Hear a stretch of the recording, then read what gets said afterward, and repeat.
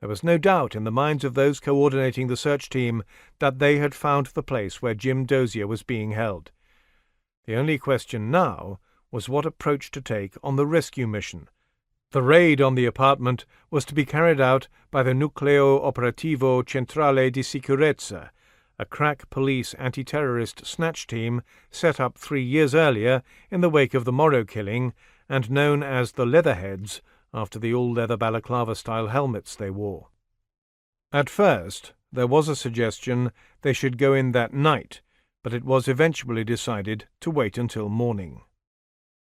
As the neighborhood around the 8-story apartment block began to wake up and shoppers crowded into the supermarket, plainclothes police officers moved in, taking up strategic positions, blending into the local population, waiting for the Leatherheads.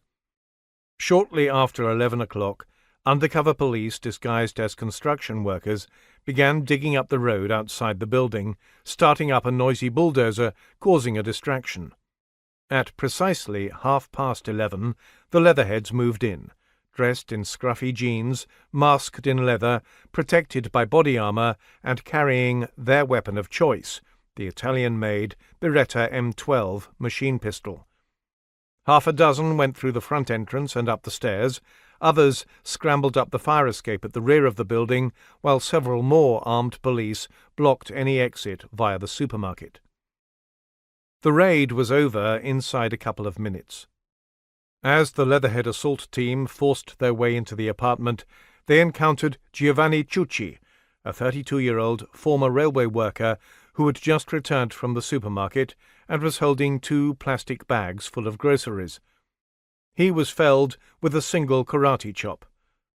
Savasta, alerted by the noise, ran to the small 6-foot square tent in which Dozier had been kept chained and placed a silenced pistol to his head. But a police commando who had scrambled in through a rear window pistol-whipped the terrorist leader from behind before he could shoot, and he fell to the floor, dropping his gun.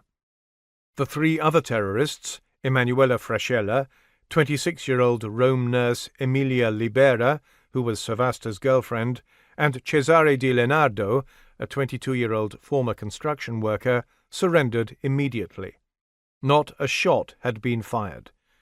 The execution of the mission by the Italian commandos was breathtakingly good.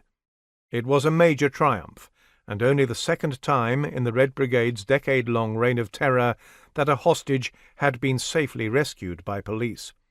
Afterward, U.S. officials were careful to attach all the credit to the Italian police, and not without justification.